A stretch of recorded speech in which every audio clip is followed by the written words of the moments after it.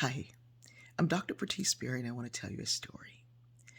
I was boarding a plane. Actually, I was pre boarding, and I was having a little bit more difficulty that day than I typically do.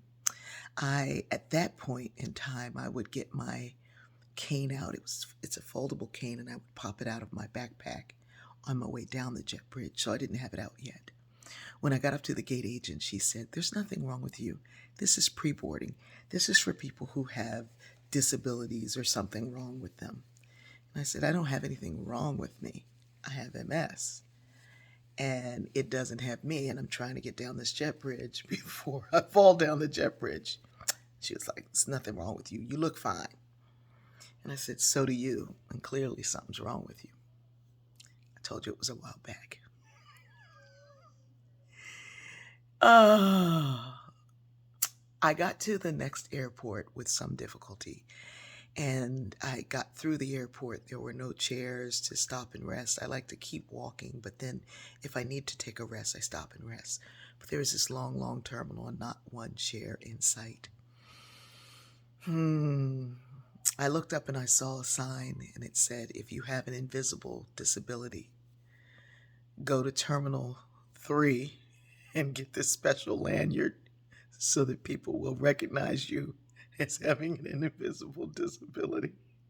I'm laughing because I could barely get through the terminal that I was in to get to another terminal to signify to someone else that something is going on was kind of maddening. I said to someone, "Why does this terminal not have one seat in it?"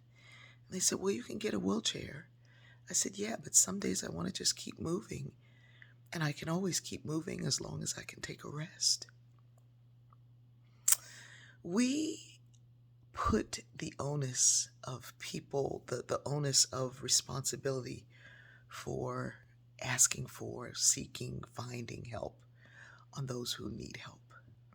And that day, as I walked through that terminal, just wishing that there was one seat, I thought of elders, I thought of people with young children, I thought of folks who have their dogs, I thought of people whose bag got heavier than they thought it was.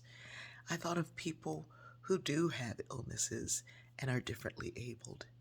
And I thought of people who just are tired and weary. And as I did that, I got a little bit more strength to keep on moving. And then I looked at those gate agents who were standing most of that time. And I thought to myself, what are we doing? What are we doing? Like punishing people to work, to show up.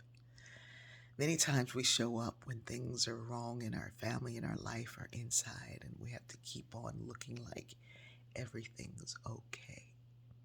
What if? What if we just spoke up and said, "It's not okay, and I don't need a cane to show you that it's not okay. It's just not okay." What if we could truly share our burden one with another and have the help that we need? Sometimes it's emotional, sometimes it's physical, but always it's real. I love that people come to stories to tell, and they still tell stories of hope. This is a story of hope. It is a story that says when we look more closely and share more deeply, everybody's going to be okay. But as I told you before, as Health First told me, wellness starts with we. I love you.